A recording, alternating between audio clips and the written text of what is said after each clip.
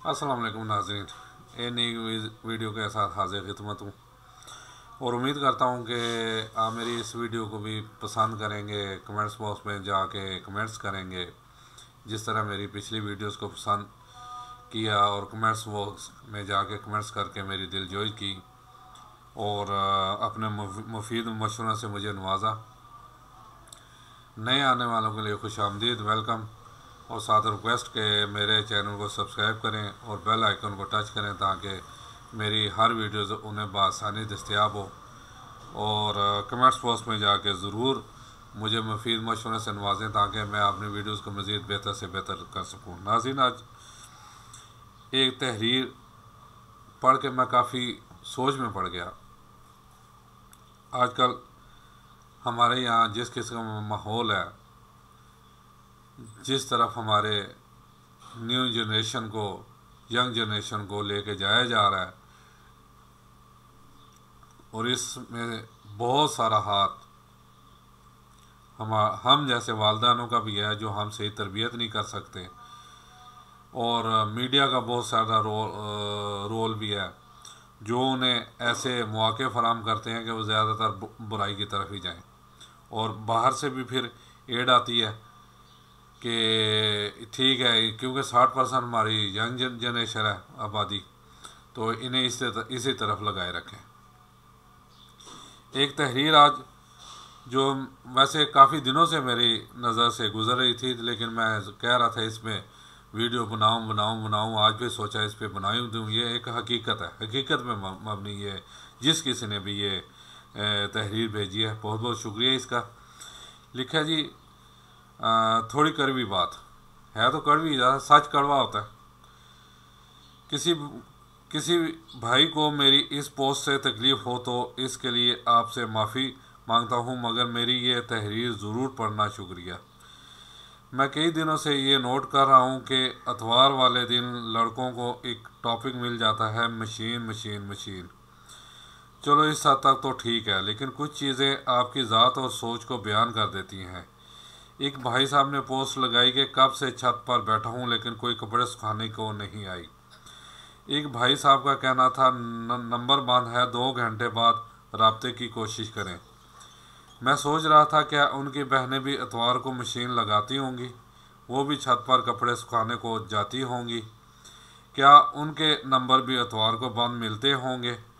क्या उनकी बहनें भी हफ्ते को कपड़े धोकर इतवार को पापा की प्रिंसेस की पोस्ट करती हों? माजत एडवांस में कह दिया है डियर, हंसी मजाक तो चलता है, लेकिन ऐसी पोस्टें बहुत सारी लड़कियों का एतमाद छीन लेती हैं, या मेरे जैसे भाइयों का भी। ऐसी पोस्ट पढ़ने के बाद कोई भी गैरतमंद भाई हंसी खुशी अपनी बहन को छत पर जाने देगा, या कोई बहुत ही मासूम या शरीफ घराने की लड़की ये जानते हुए भी छत पर जाएगी कि कुछ दरिंदे गंदी नज़रें लिए बैठे हैं। बहन बहन पर एतबार है, लेकिन ऐसे इंसानों का नहीं जिनकी सोच की जगह बस ठरक भरी हुई है। जब लड़कियों ने मशीन लगानी होती है, जिस्म भीगा हुआ होता है, दुपट्टा कमर के गिर्द बांधा होता या गले में होता, बहुत कम सर पर होता, क्योंकि मशीन ऐसे ही नहीं लग जाती, एक मज़दूर जितनी मेहनत करनी पड़ती है। और ऐसे में जब ठरकी बॉयज़ छतों पर चढ़कर अपनी ठरक पूरी करते हैं तो शायद भूल जाते हैं अपनी बहन या बेटी या माँ ने भी मशीन लगानी है। लोगों को ठीक तब ही कर सकते हैं जब खुद को ठीक कर लें। ओ खुदा का खौफ आओ, कुछ ऐसा वैसा लिखने से पहले सोच लिया करो कि लोगों पर क्या असर होगा। हाँ, लड़कियां इतवार को मशीन लगाती हैं क्योंकि हमारे जैसे भाइयों ने पूरा हफ्ता वो कपड़े पहनने होते हैं, सुबह पहने शाम को आकर उतार दिए, कभी दूसरा दिन नहीं पहने। अब मुझे गालियाँ निकालो या कुछ भी कहो, ये बात तो कन्फर्म है कि कोई भी बेहुदा पोस्ट करने से पहले मेरी कही हुई बात तो याद आएगी। खुदारा कुछ सोच समझ कर लिखा करो, आपके अल्फाज आपकी पहचान बुलाते हैं। जनाब, ये है आज की, और मैं कहता हूँ क्या लिखने वाले में ज़बरदस्त ये पोस्ट भेजी है। मैं ये पोस्ट पढ़ के सोचना शुरू कर दिया और फिर कुरान पाक की सूरह नूर पढ़ी, जिसमें वाज़ेह तौर पे लिखा हुआ है, अगर बात अजमा पढ़ें तो जानी मर्द के लिए जानी औरत, यानी अगर मर्द जानी है, अगर मर्द जैसा है तो वैसे ही उसे औरत मिलेगी, और पाकबाज मर्द के लिए पाकबाज औरत। देखें अल्लाह ताला ने क्या खूबसूरत निज़ाम बनाया। तो ये काम करने से पहले आप लोग सोच लें कि अगर आप जैसा होंगे वैसी ही आपको औरत मिलेगी। ये नहीं कि आप तो अपनी करतूतें घोलते फिरें और आपको पाकबाज औरत मिल जाए, नहीं, कभी भी नहीं। ये कुरान पाक का फैसला है। कुरान पाक की सूरह नूर में बदर्जा उत्तम लिखा गया है, जिसका एक एक हर्फ सच पे मबनी है, वो कभी भी झूठ नहीं हो सकता। इसकी मैं एक मिसाल देने लगा हूँ। ये 90 में मुझे एक मेरे दोस्त ने बताया था, वो हकीकत सच्चा वाक़या है। उसने बकौल उसके कहता जी, ये 3-4 दोस्त थे। वो दोस्त शिकारी थे। वो किसी भी गरीब घर की बच्ची को घेरते थे, वो अपने अड्डे पे ले जाते थे और चारों उसके साथ मुंह काला करते थे। कहता है एक दिन ऐसे ही उस एक दोस्त के बाद दूसरे दोस्त आया, कहता ओए ओए हमने एक लड़की घेरी है, बहुत खूबसूरत, बहुत प्यारी, चलो उसका टाइम भी सेट हुआ है, फलां होटल में जो है ना हमने कमरा बुक कराया। खैर टाइम आया, वो गए जाके, अब वो बारी बारी जाने लगे अंदर मुंह काला करने।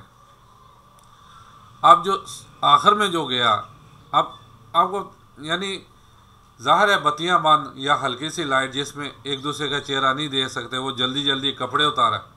कपड़े उतार के जब बेड पे गया, बिल्कुल करीब गया, देखा तो उसकी अपनी बहन थी।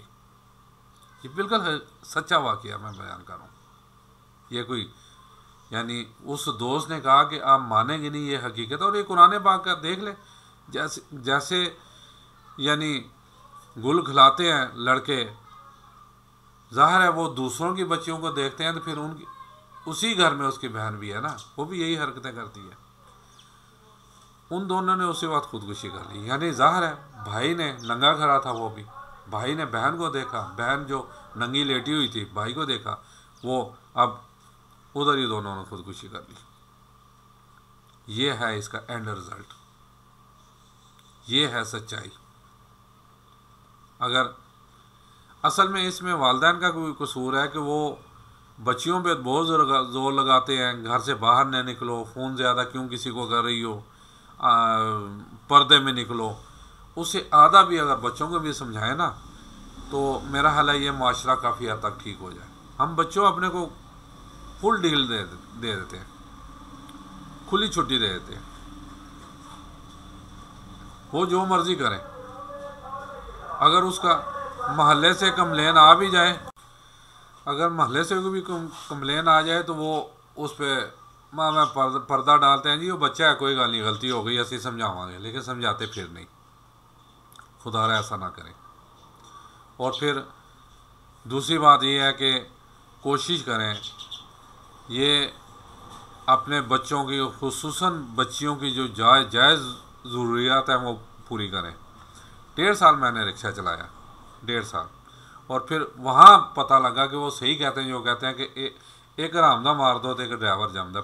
उसकी रीज़न क्या है कि वो अपनी भान की सवारियाँ उठाता है, पिछली सीट पे क्या होता है वो सारा जान रहा होता है, उसे सारा पता होता है।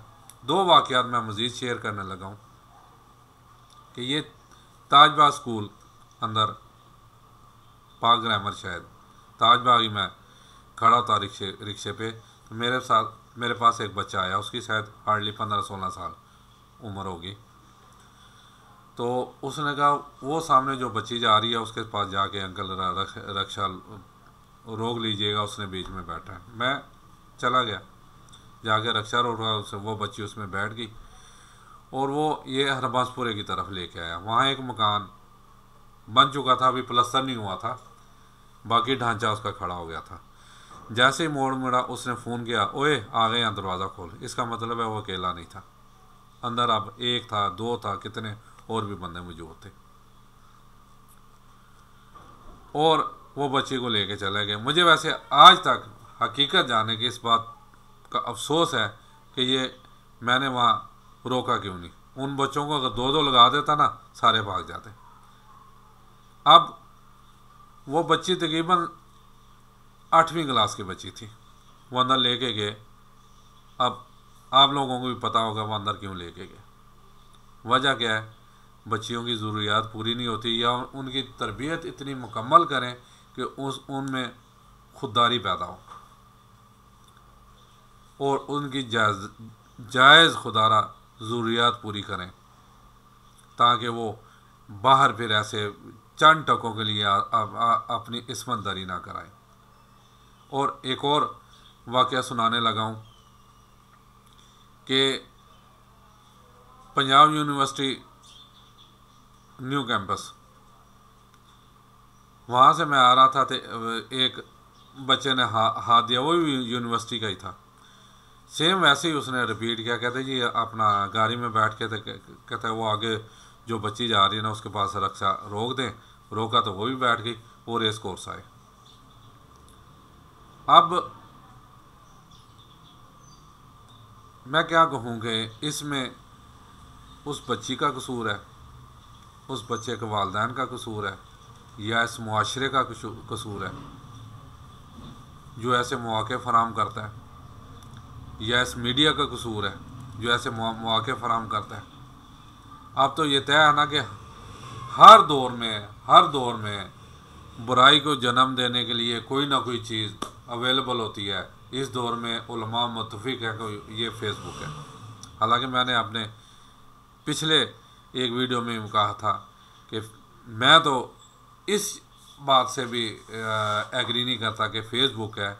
असल में हर दौर में इंसान बुरा है, क्योंकि मैं बाहर काम करता था सऊदीया में, तो ऐसी ही एक दिन बात हुई तो मैंने कहा जनाब आप मेरा कंप्यूटर चेक करें, मैं ख़ुद फेसबुक इस्तेमाल करता हूँ और मैंने फेसबुक कभी लॉग ऑफ नहीं की, लॉग ही नहीं है। जब कंप्यूटर खोलेंगे सबसे पहले सामने मेरी फेसबुक आएगी, आप देख लें, सवाए उलमाए कराम के उसमें और कुछ नहीं मिलेगा। क्योंकि ये तो तय है ना कि आप जो चीज़ एक दफ़ा फेसबुक पे क्लिक करेंगे आगे 10 किस्म की आइटमें वैसे ही आएंगी।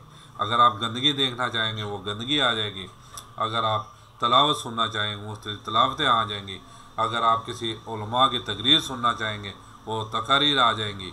ये तो आप पे डिपेंड करता है, फेसबुक हो या यूट्यूब हो, दोनों पे यही हाल है। तो मेरे दोस्त अक्सर कहा करते थे, जब ये डिश का ज़माना था उस वक्त इंडिया के स्टार प्लस वगैरह करते थे, कहते जी डिश बुरी है। मैं उन्हें भी यही कहता था जनाब डिश बुरी नहीं है, आप लोग बुरे हो, क्योंकि आप लोगों में दोगलापन है। आप बच्चों को तो लगा देते हो कार्टून नेटवर्क, हालांकि अगर वो जो कार्टून इंग्लिश के चल रहे होते हैं ना, उसकी वर्डिंग अगर समझ आ जाए ना, जिसे अगर इंग्लिश आती है तो 70% उसमें भी बेहुदापन है। जो डायलॉग हैं उनके कपड़े ही देख लें, डायलॉग है बेहुदापन पे है। फिर वो तो खैर हमारे बच्चों के, बड़ों को भी समझ नहीं आती, इसलिए उन्हें पता नहीं चलता। तो कार्टून देख लो या तलावत लगा दी या नेशनल ज्योग्राफी चैनल लगा दिया बच्चों को, तो खुद क्या देखते थे वो इंडिया का स्टार प्लस, स्टार उत्सव, घर घर की कहानी, कभी सास भी बहू थी, यानी ऐसे ड्रामे उस वक्त चलते थे ना। तो ये दोगलापन है। और उसी माशरे में कुछ लोग ऐसे भी थे जो बच्चों को साथ बिठा के नेशनल ज्योग्राफी चैनल देख लेते या तलावत सुनते थे। बच्चे इधर उधर नहीं होते थे, क्योंकि बाप खुद देखता था, माँ खुद देखती थी। अगर मैं ड्रामे देखूंगा ना, मैं फिल्में देखूंगा, तो मेरे बच्चे भी वही करेंगे। अगर मैं मस्जिद में जाऊंगा तो बच्चों को कहूँगा ना चलो नमाज पढ़ो, मैं खुद ही मस्जिद में नहीं जाऊंगा तो बच्चों को कैसे कहूँगा। ये ज़रा सॉरी सोचने वाली बातें हैं। खुदारा अपने बच्चों की तरबियत करें। आगे आने वाला मज़ीद बहुत बुरा ज़माना आ रहा है, इससे भी ज़्यादा बुरा आ रहा है। बुराई ज़्यादा पैमाने पे आएगी। अगर हम आज अपने बच्चों की परवरिश नहीं करेंगे तो फिर बुराई सहने के लिए तैयार हो जाए। उम्मीद है मेरी वीडियो पसंद आएंगी। ज़रूर कमेंट्स बॉक्स में जाके कमेंट्स दीजिएगा। इजाज़त चाहता हूँ। अस्सलाम वालेकुम वरहमतुल्लाहि व बरकातुहू।